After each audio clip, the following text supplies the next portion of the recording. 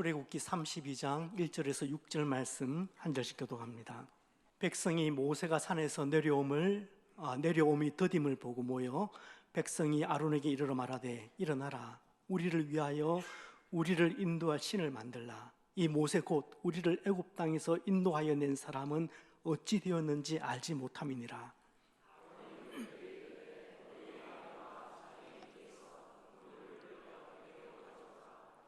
모든 백성이 그 귀에서 금고리를 빼어 아론에게로 가져가매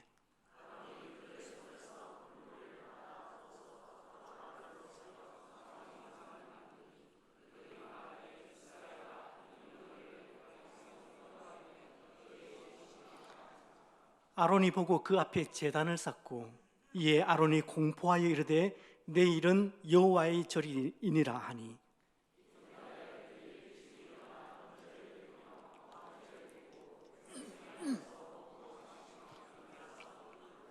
아멘. 엘리베이터 문이 자동으로 닫히기까지 시간은 건물의 용도와 안전 기준에 따라 조금씩 차이가 있습니다.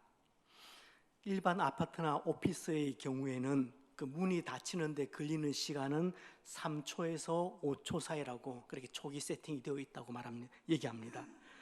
그리고 병원, 마트, 공공시설은 그보다는 조금 더 깁니다. 그러니까 휠체어나 유모차 그리고 노약자 이용을 고려해서 대략 5초에서 10초 그 사이로 세팅을 해 둔다고 합니다. 하지만 사람들은 실제 시간보다 심리적으로 기다리는 시간을 더 길게 느낍니다. 그래서 엘리베이터 문이 닫히는 그 5초를 못 기다리고 닫힘 버튼을 누릅니다. 특히 출근 시간이나 바쁜 상황에서는 몇 초라도 줄이고 싶은 그 마음 때문에 얼른 버튼을 눌러버립니다. 아울러 한국처럼 빨리빨리의 문화에서는 가만히 기다리는 것보다 즉시 반응하는 것을 더 자연스럽게 여기는 경향이 있습니다. 그래서 닫힘 버튼은 어쩌면 우리 사회의 한 단면을 상징처럼 보여주는 것 같다는 생각이 들었습니다. 저는 한국 사회의 이 조급함의 문화, 빨리빨리의 문화가 단순히 우리 민족이 본질적으로 가진 기질적 성향이다, 저는 그렇게 생각하지 않습니다. 기질적 혹은 성향적인 문제라기보다는 우리 역사, 경제, 또 정치, 사회 구조가 함께 섞여서 만들어낸 집단적인 생활 방식이라고 생각합니다. 한국 전쟁 이후에 지독하게도 가난했던 그 상황에서는 우리는 천천히 발전할 여유가 없었습니다. 빨리 배우고, 빨리 만들고, 빨리 수출하고, 빨리 도시화하고, 빨리 잘 살아야 했습니다. 그 결과 사회 전체가 속도는 경쟁력이고, 속도는 마치 생존이라는 감각을 갖게 되었다 생각됩니다. 초고속 인터넷 사회, 웬만한 행정 서류를 스마트폰으로 그렇게 해결할 수 있는 사회, 밤에 주문한 것이 그 다음날 새벽에 배송되는 나라, 이제는 빠른 것이 특별한 서비스가 아니라 그냥 기본값이 된 사회 같다는 생각이 듭니다. 외국에서 조금이라도 살아본 경험이 있다면 우리 사회의 속도를 정말 실감나게 느끼실 수 있을 겁니다. 하지만 이런 초고속 사회가 만들어낸 문제점 역시 여기저기서 발생합니다. 만성피로, 이유 없는 불안감, 기다림에 대한 인내 부족, 관계의 여유 상실, 지독한 성과 중심의 사고, 특히 가만히 있는 시간도 죄책감처럼 그렇게 여기는 현상. 그래서 쉬고 있어도 뭔가 해야 할 것 같고, 답장이 늦으면 불안해지고, 결과가 빨리 안 나오면 초조해집니다. 엘리베이터의 닫힘 버튼을 반복해서 누르는 행동도 사실은 이런 사회의 작은 반영일 수 있겠다 생각됩니다. 멈춰 있으면 뒤처질 것 같다는 그 초조함 때문에 점점 더 못 기다리는 것 같습니다. 오늘 성경에서도 기다리지 못했던 사람들이 있습니다. 이스라엘 백성들입니다. 그들이 기다리지 못하고 그야말로 대형 사고를 터뜨린 이유는 초조함 때문이었습니다. 사건의 발단은 이랬습니다. 람셋을 출발한 이스라엘 백성들은 홍해를 건너고 수르 광야 그리고 신 광야를 지나 이제 그 아래 시내 광야에 도착했습니다. 60여일이 조금 넘는 시간이었지만 지금까지 광야 경험이 일천했던 이스라엘 백성들에게 정말 힘겨운 여정이었으면 틀림이 없습니다. 시내산에 도착한 출애굽기 14장부터 마지막 40장까지 이스라엘 백성들의 이동은 없습니다. 민수기를 보시면 이제 거기서 다시 이동을 하는데 그들이 시내산을 떠나는 것은 이로부터 약 1년 뒤 출애굽 다음 해인 둘째 달 스무 날, 그러니까 2월 20일이라고 그렇게 밝히고 있습니다. 모세는 시내산에서 십계명을 포함한 다양한 율법을 받습니다. 그 이야기가 출애굽기 19장부터 시작됩니다. 그러니까 율법 수요의 절정은 하나님께서 친히 십계명을 두 돌판에 새겨주시는 그 장면인데 그 장면은 출애굽기 31장에 나옵니다. 아마 성경을 유심히 읽으시는 분은 이게 뭐가 좀 안 맞다는 생각하실 겁니다. 왜냐하면 출애굽기 20장에도 십계명 반포가 있습니다. 그리고 31장에 또 십계명이 나옵니다.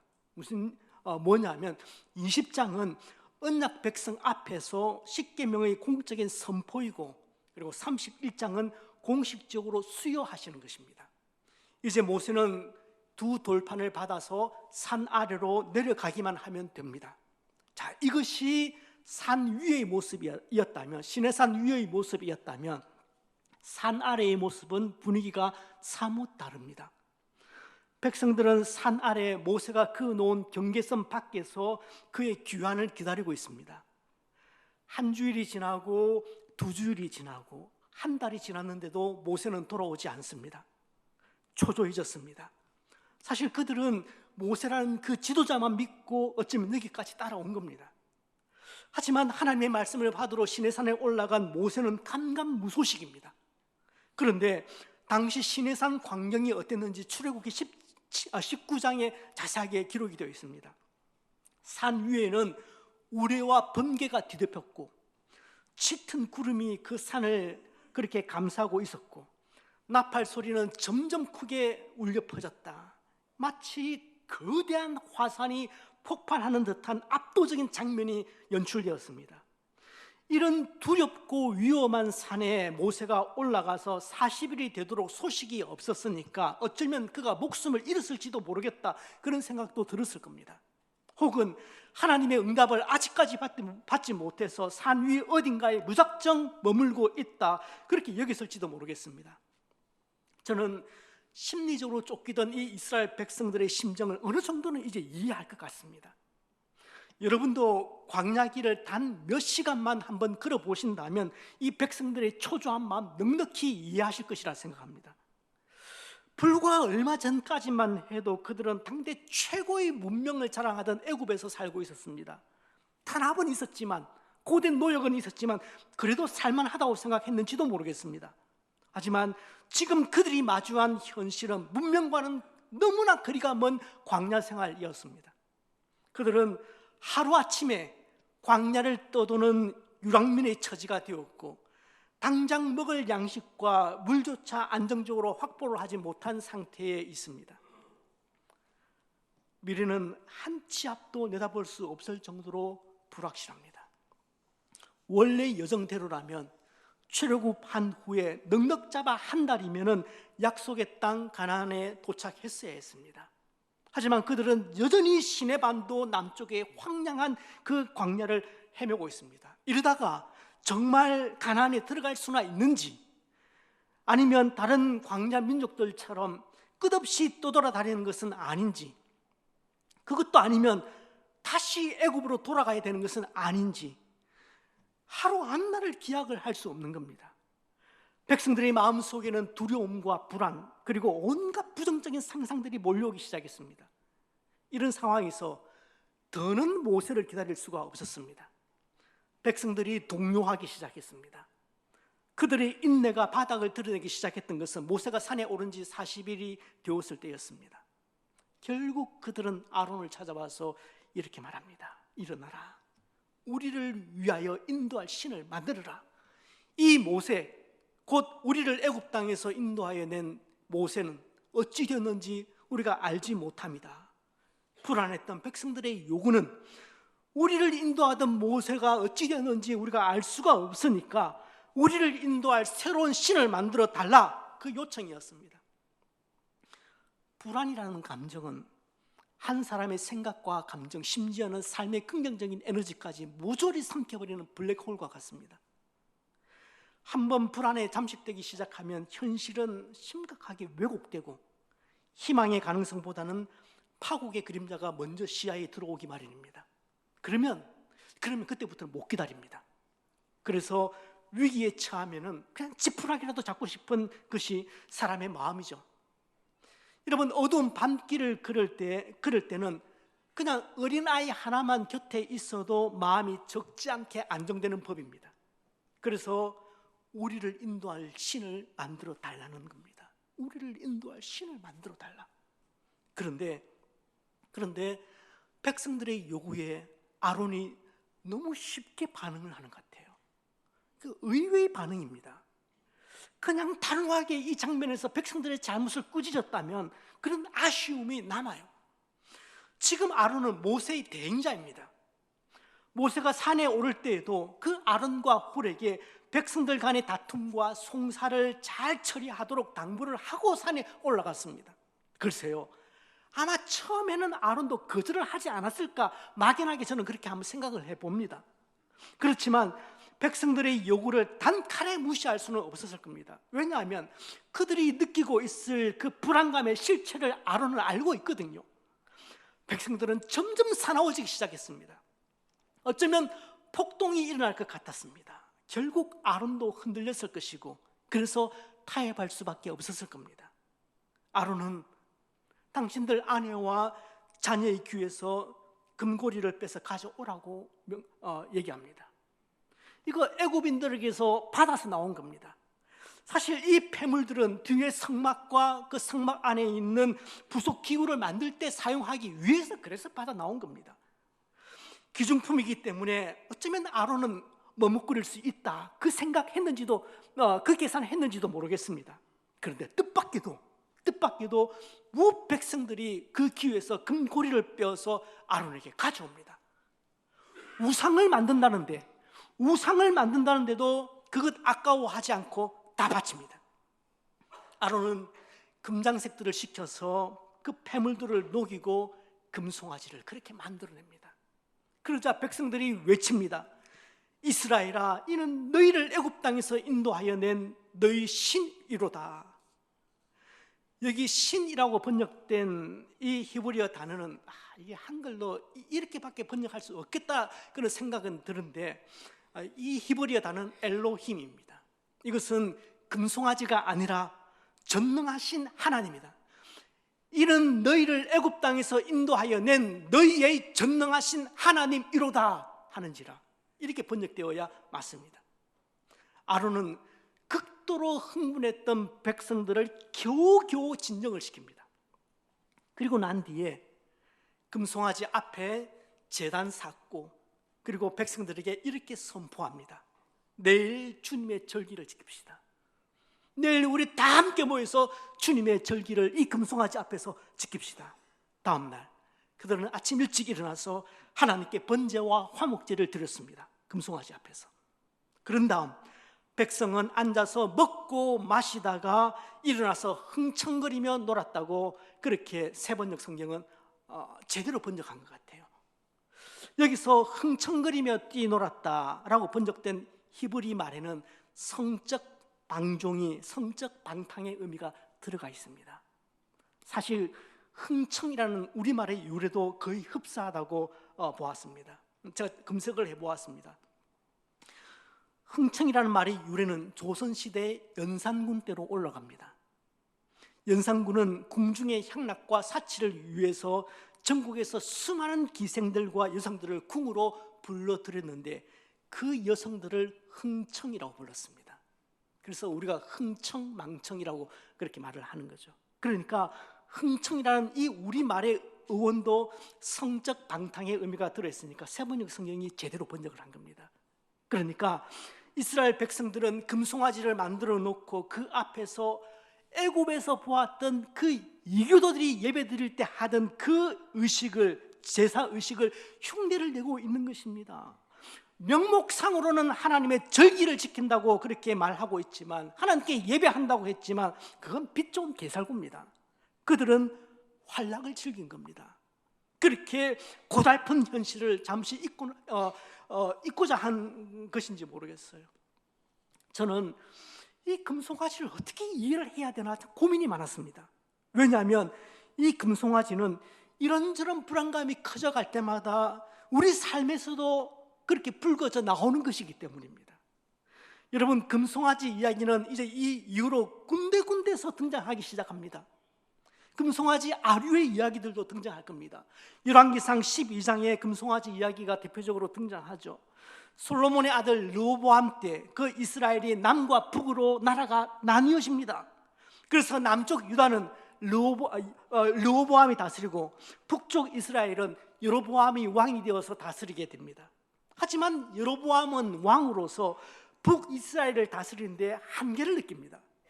그는 이스라엘은 너무나도 종교적인 사회였기 때문에 종교 지도자가 되지 않고 단순히 정치적인 지도자로서는 이 북이스라엘을 실질적으로 다스릴 수 있는 리더가 될 수 없겠다, 그 생각을 했습니다. 그러니까 여로보암은 계산이 상당히 빨랐던 사람입니다. 지금 이스라엘이 남북으로 나뉘어져 있지만 남이든 북이든 이스라엘 백성들에게는 여전히 하나님을 향한 마음이 있었습니다. 이 마음은 거의 본능적이었다고 해도 틀리지 않다고 저는 생각을 합니다. 그래서 매 절기를 지키기 위해서 북이스라엘 사람들도 해마다 몇 번씩 남쪽 예루살렘으로 그렇게 그 성전으로 발걸음을 옮깁니다. 왜냐하면 예배를 드릴 수 있는 성전이 예루살렘에만 있었기 때문에 그렇습니다. 여로보암 왕의 입장에서는 이게 너무 불안한 거예요. 사람들이 절기를 지킨답시키고 그렇게 성전이 있는 남쪽 예루살렘으로 내려가서 그렇게 자꾸만 오고 가고 하다가 언제 마음이 다시 돌아설지 모른다, 그런 불안감, 그래서 자신이 유명무실한 지도자가 될지도 모른다는 그런 막연한 초조함이 이 여로보암 왕에게 있었던 겁니다. 사실 여로보암 왕은 완전히 흙수저 출신이거든요. 불안했던 여로보암은 이것을 사전에 차단하기 위해서 두 가지 일을 진행합니다. 첫째는 백성들이 예루살렘으로 가서 예배드리는 것을 막기 위해서 최북쪽 지역인 단과 그리고 그 안에 있는 베델에 산당을 세우고 두 개의 금송아지를 만들었습니다. 이건 단에 있던 금송아지 산당입니다. 철제물이 저기 금송아지가 있었다, 그렇게 추정을 하는 거죠. 이곳을 새로운 종교 중심지로 만들어 버립니다. 그리고 둘째는 그래서 더 이상 예루살렘까지 갈 필요 없다, 이제 갈 필요 없고 이제부터는 이 단과 베델에서 이 금송아지가 보이는 하나님이라고 믿고 예배하라고 그렇게 명령합니다. 정신이 바로 박힌 제사장이라면 여로보암이 하는 짓에 동의를 할 수가 없죠. 어떻게 금송아지를 하나님이라고 생각하고 그 앞에서 예배를 드리고 어떻게 예루살렘이 아닌 곳에서 절기 예배를 드린단 말입니까?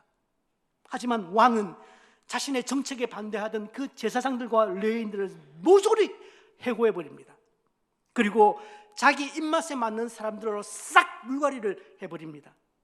그러면서 레위 자손이 아닌, 그 제사장 수가 모자라니까 이제 레위 자손이 아닌 일반 백성들이 제사장이 되도록 해서 그 사람이 제사를 집전하도록 합니다. 이건 이스라엘 역사에서 경악할 만한 일이 일어난 겁니다. 율법에는 오직 레위 자손만이 제사장으로 섬길 수가 있었습니다. 그런데 그것마저 여로보암 왕이 틀어버린 겁니다. 이 말은 이제 종교에 있어서도 그가 최고의 수장이 되었음을 의미하는 겁니다. 국가 공권력이라고 해도 이스라엘 사회에서는, 신정 사회에서는, 그 하나님의 지도를 받는 사회에서는 절대 넘어서는 안 되는 선을 여로보암 왕이 넘어버린 겁니다. 여러분, 여로보암은 하나님 믿었습니다. 그런데 자기 식대로, 자기 편한 대로 형상을 만들어서 금송아지를 만들어서 이것을 하나님이다 생각하고 여기서 예배하자, 그렇게 믿은 겁니다. 여러분, 형상과 관련해서 사사기 17장에는 정말 극단적인 케이스가 등장합니다. 미가의 어머니가, 저는 이 미가의 어머니는 완전히 정신 나간 아줌마라고 생각하는데, 그 아들을 위해서 집안에 은신상을 만들고 그것을 뭐라고 부르느냐 하면 여호와라고 부릅니다. 하나님이라고 불러요. 거기에다 한술 더 떠서 어디 반푼수 같은 제사장 하나를 세우고는 자신이 그를 거룩하게 구별했다, 그렇게 말합니다. 점입가경이죠. 그러면서 미가는 레위인이 이제 내 제사장이 되었으니까 이제 여호와께서 나에게 복 주실 줄 안다, 그렇게 얘기를 합니다. 은신상을 하나님이라고 생각하며 섬기면서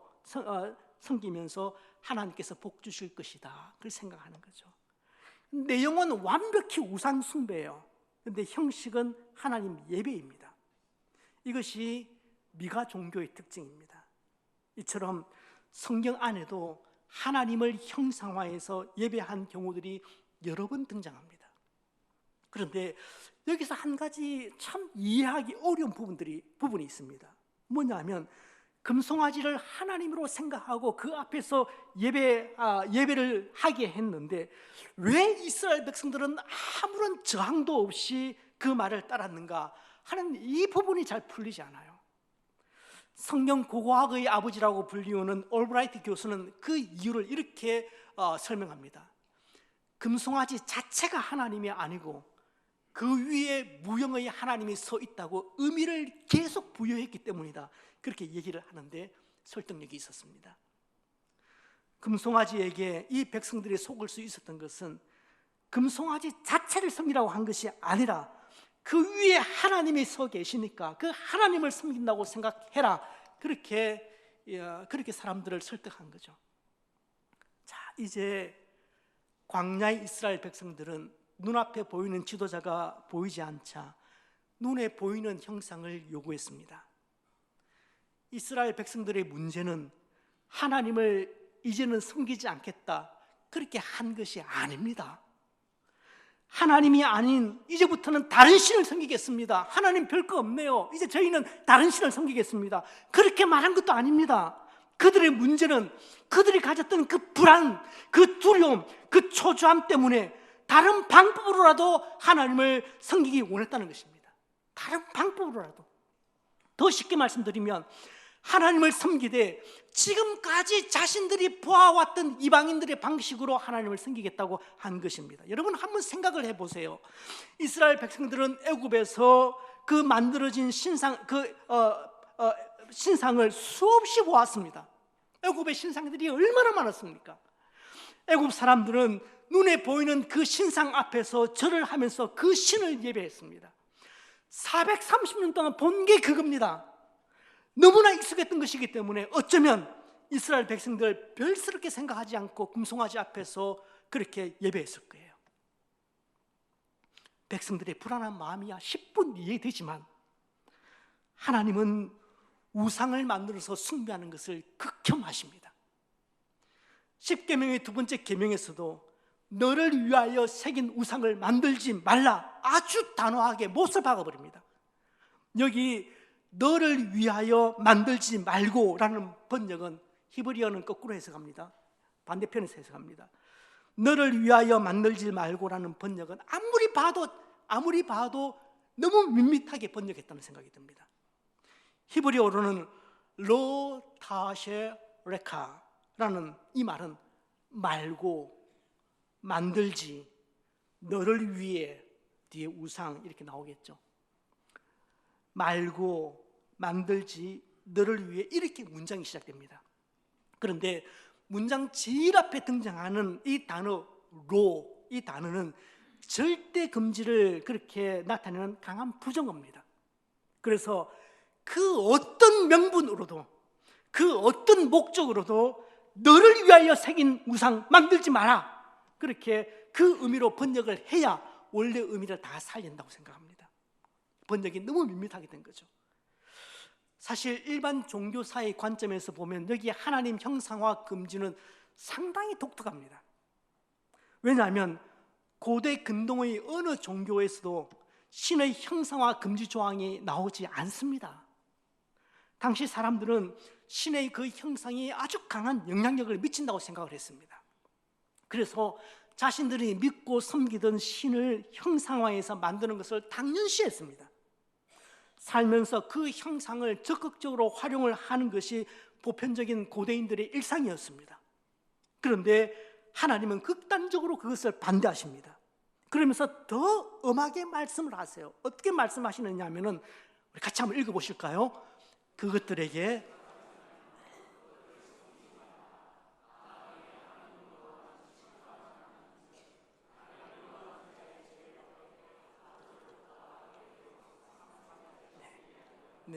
그것들에게 형상들에게 절하지 말며 그것들을 형상들을 섬기지 말라, 그렇게 말씀을 합니다.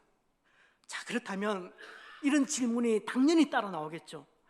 하나님은 자신을 형상화해서 우상을 만드는 것에 대해서 왜 이렇게 예민하실까? 하나님을 상징하는 그냥 난데없는 뜬금없는 우상을 만드는 것이 아니라 하나님을 상징하는 그 형상을 하나 만드는 건데 그게 뭐 그리 대수라고 싹 쓸어 없애실 생각까지 하실까? 왜 이렇게 분노하실까? 형상화를 하나님께서 그렇게 극혐하신 이유, 하나님께서 형상화를 금하신 이유 두 가지만 더 말씀드리고 말씀의 결론을 내리려고 합니다. 그 첫 번째 이유는 시간이 흐르면 형상은 자연스럽게 하나님으로 대체되기 때문입니다. 사람이 어떤 신의 형상을 만들어서 예배하다 보면은 불과 얼마 지나지 않아서 그 형상이 영험한 물건이 됩니다. 심지어 그 형상을 자연스럽게 신과 동일시합니다. 우리는 그만큼 어리석습니다. 지난번에 말씀드린 모세의 놋뱀 다 기억하시죠? 이스라엘 백성들이 광야를 지나는 동안 정말 끊임없이 하나님께 불평과 원망을 토해내자 결국 하나님은 광야의 불뱀들, 광야의 독사들을 사용하셔서 그들을 징계하셨습니다. 여기저기 불뱀들에 물린 사람들이 쓰러집니다. 결국 백성들이 백기투항합니다. 그때 하나님은 모세들어 놋뱀을 만들어서 장대 위에 높이 달라. 그리고 죽어가는 사람들이 그 놋뱀을 바라보기만 해도 치유가 되도록 그렇게 하셨습니다. 그로부터 약 700~800년이 시간이 또 흘렀습니다. 여러분, 그 놋뱀이 어떻게 되었을까요? 그 놋뱀이 어떻게 되었을까요? 이스라엘의 국보가 되었습니다. 시간이 흘러가면서 백성들은 놋뱀 자체에 영험이 있어서 놋뱀이 병을 치료해 준다고 믿었습니다. 모세의 놋뱀이, 광야의 놋뱀이 우상으로 전락한 겁니다. 이 어처구니 없는 맹신의 모습을 보면서 700~800년 뒤에 히스기야 왕은 엄청난 결단을 내립니다. 여러분 함께 읽어보실까요? 히스기야가 여러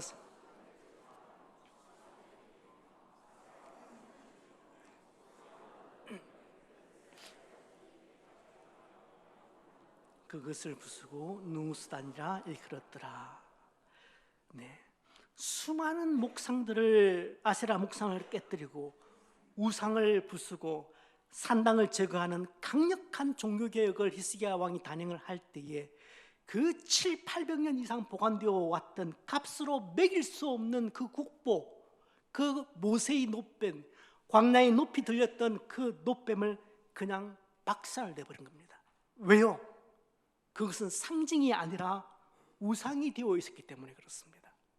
그건 하나님이 함께 하신다는 상징이었는데 그것이 우상이 되어 있었기 때문에 히스기야 왕은 그것을 부숴버린 겁니다. 여러분, 언약궤도 마찬가지입니다. 언약궤는 하나님의 임재를 상징하는 물건입니다. 그런데 시간이 흐르면서 백성들이 상징과 실체를 혼돈하기 시작합니다. 블레셋 전쟁이 났죠. 백성들은 영험 있는 이 언약궤가 자신들을 지켜줄 것이라고 그렇게 확신을 했습니다. 언약궤는 그들에게는 만병통치약이었습니다. 그래서 언약궤를 실로에서 공수를 해와서 블레셋과의 전쟁하는 그 전쟁터로 가지고 나가는데, 전쟁에서 그 결과가 어떻게 되었습니까? 이스라엘이 처참하게 박살납니다. 3만이 거기서 죽어요. 3만 명이 죽습니다. 그러니까 언약궤는 그냥 일시적인 자기 암시나 최면 효과에 지나지 않았던 겁니다. 심지어 언약궤 어떻게 됩니까? 블레셋에게 뺏기잖아요. 여러분, 소위 언약궤에 약발이 당한 겁니까? 아닙니다. 아닙니다. 처음부터 언약궤가 힘이 있었던 것이 아니라 하나님이 전쟁을 대신해 주었기 때문에 싸워서 이긴 겁니다. 그렇기 때문에 하나님이 범죄한 이스라엘을 떠나신 다음에는 언약궤는 그냥 사과 괴짝에 불과한 겁니다. 이것이 형상화의 무서움이라는 겁니다. 사실 이런 웃지 못할 이야기들이 우리 기독교 전통 안에 얼마나 많이 있습니까? 중세 교회당은 그 형상화된 성물들, 우상들의 천국이었습니다. 자신들의 섬기는 신을 형상으로 만드는 이 유혹은 기독교에만 있는 것 아닙니다. 불교도 있고 천주교에도 있고 온갖 종교에 다 있습니다. 특별히 저는 천주교는 이게 너무 심하다고 생각해요. 미국에 있을 때 멕시코 친구들이 좀 많았습니다. 멕시코는 천주교 국가입니다. 캘리포니아는, 제가 10년 살았던 캘리포니아는 원래 멕시코 땅인 거 여러분 상식적으로 아시죠? 그 미국하고 전쟁에서 뺏긴 거잖아요. 지금도 캘리포니아에 그래서 멕시코 사람들 참 많이 살고 있는데, 뭐 그런 이유 때문일 것 같아요. 캘리포니아에 유명한 성당이 너무 많습니다. 멕시코 친구들의 추천으로 제가 여러 유명한 성당들을 다녀보았습니다. 많은 참배자들이 그 성인들의 동상 앞에서 무릎을 꿇고 가슴에 십자가 성호를 긋고 묵주를 돌리면서 기도 문구를 외웁니다. 거기서 제가 느꼈던 것은 가톨릭이 지나치게 미신화되어 있다는 느낌이었습니다. 야, 이거 큰일 나겠는데, 그런 생각이 들었습니다. 여러분, 러시아의 카잔 성당에 가면 수많은 사람들이 입장료를 내고 돈을 내고 초를 사서 불을 켜놓는 곳이 있습니다. 바로 예수님의 가시관이 소장되어 있는 곳이랍니다. 그것도 온전한 가시관이 아니라 그냥 가시관이 한 조각, 한 조각이라고 생각되는 것을 그냥 거기다 가져다 둔 겁니다. 그 성물을 보겠다고 해마다 각국에서 수십만 수백만의 신도들이 그곳에 모여들고 있고 수많은 예물을 그 성전에 바치고 있습니다. 얼마나 우스운 얘기입니까? 기념해야 할 것과 섬겨야 할 것을 구분하지 못할 때 이런 어리석음을 범하게 됩니다. 몇 년 전에 우리 청년들하고 그리스 갔을 때, 그 메테오라 수도원 올라갔을 때, 그 마지막 그 수도원의 정상에 그 제일 중심되는 방에 딱 갔을 때, 그래서 한참 그 사람들이 꽉 좁은 공간에 꽉 모였습니다. 그 중간에 뭐가 하나 있어요. 유리관으로 딱 덮여 있는데 사람들이 막 오더니 거기에 요만한 유리관이었는데 거기에 막 키스를 하는 거예요. 저는 보면서 더러워 죽겠다 그런 생각이 들었습니다. 그냥 이만 살짝 되는 게 아니라 진심으로 키스를 하는 겁니다. 그러니까 그 눈치챘죠. 이거 성물이구나. 눈치를 챈 거죠. 그게 형상화입니다. 하나님께서 형상화를 금지시킨 두 번째 이유는 하나님의 본질이 심각하게 훼손되고 조작되기 때문입니다. 보통 신앙의 대상이 형상으로 만들어지면은 그 대상의 본질이 심각하게 훼손을 받을 수밖에 없습니다. 여러분, 하나님은 창조주시고 인간은 피조물입니다. 하나님은 어떤 형상으로도 매일 수 없고 어떤 것에도 제한을 받으실 수가 없습니다. 중세 철학자인 안셀름은 하나님에 대해서 말하면서 이렇게 이야기를 합니다. 하나님은 우리가 최고를 생각할 수 있는 그 이상의 존재이다. 그렇습니다. 하나님은 우리가 어떻게 생각하든지 간에 그 이상입니다. 우리가 이만큼 생각하면 그 이상이고 이만큼 생각하면 또 그 이상입니다. 우리 작은 머리로는 다 담을 수도 없고 이 안에 가둘 수도 없는 분입니다. 하나님은 형상 안에 가둘 수도 또 가둬질 수도 없는 분이십니다. 이런 이유로 하나님은 자신을 형상화해서 예배하는 것을 극구 반대하십니다. 여러분, 하나님을 믿고 하나님을 예배하는 일에 있어서 중간지대는 없습니다. 그러니 어정쩡하게 예배해서는 안 됩니다. 금송아지 앞에서 광란의 예배를 드렸던 이스라엘 최후는 실로 처참했습니다. 뒤에 말씀에서 그런즉 내가 하는 대로 두라. 내가 그들에게 진노하여 그들을 진멸하고 애굽에서 건져낸 그들을 다 죽이고 모세를 중심으로 다시 민족을 재편하겠다는 말입니다. 만약 모세가 목숨을 걸고 뒤에서 중보하지 않았다면 이 일에 가담했던 백성들 다 죽었을 겁니다. 그나마 모세의 중보 기도가 있었기 때문에 그날 우상 숭배와 관련해서 앞장섰던 3,000명 가량이 거기서 죽어나갑니다.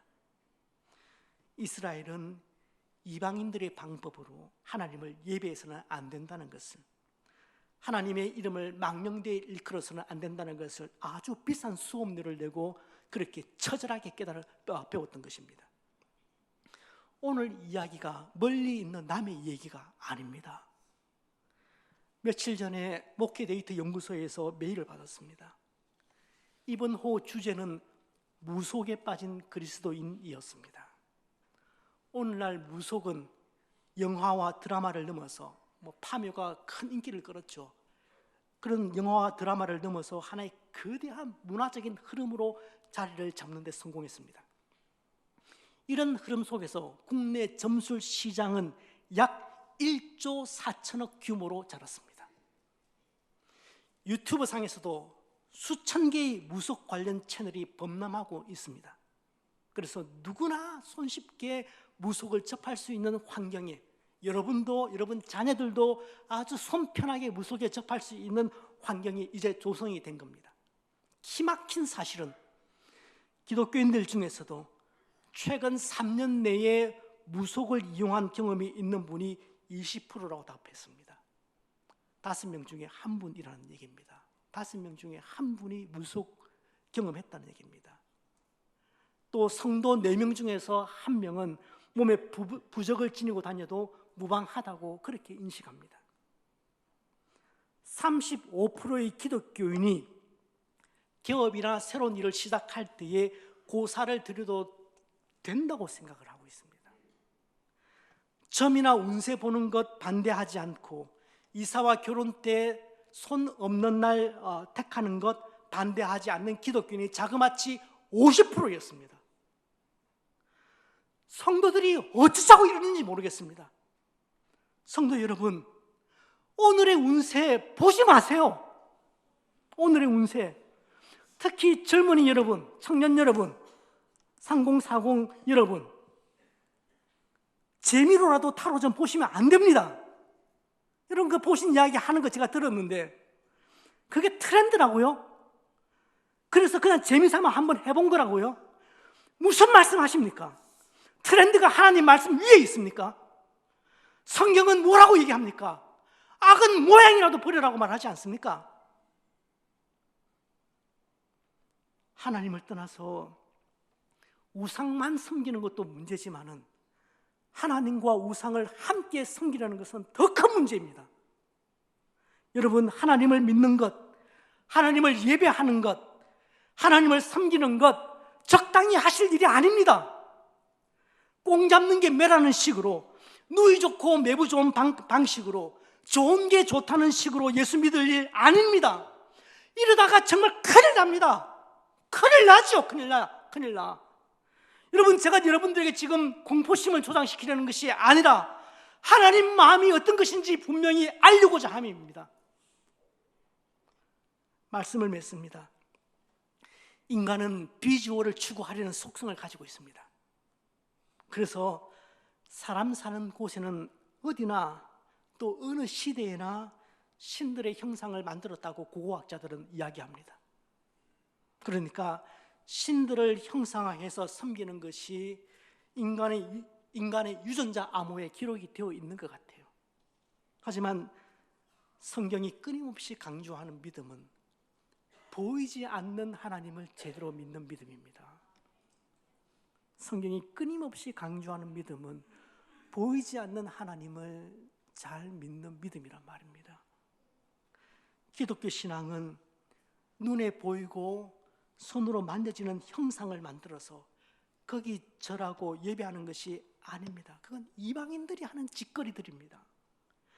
기독교 신앙은 보이지 않는 하나님이 자신을 계시하신, 자신을 드러내신 말씀에 깊이 뿌리를 내리는 것입니다.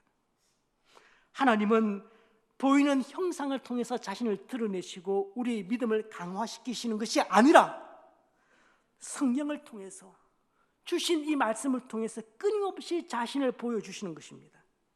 그래서 이 성경을 통해서, 이 말씀을 통해서 우리 믿음이 자라도록 돕고 있으신 것입니다. 우리는 형상을 통해서 하나님을 믿는 것이 아니라 말씀을 통해서 하나님을 믿는 자들임을 분명히 기억하시고, 이 한 주간도 눈에 보이지는 않지만 말씀으로 우리 안에 거하시는, 우리 가운데 거하시는 그 하나님을 힘입어서 승리하시는 저와 여러분의 삶이 되시길 주님의 이름으로 축복합니다.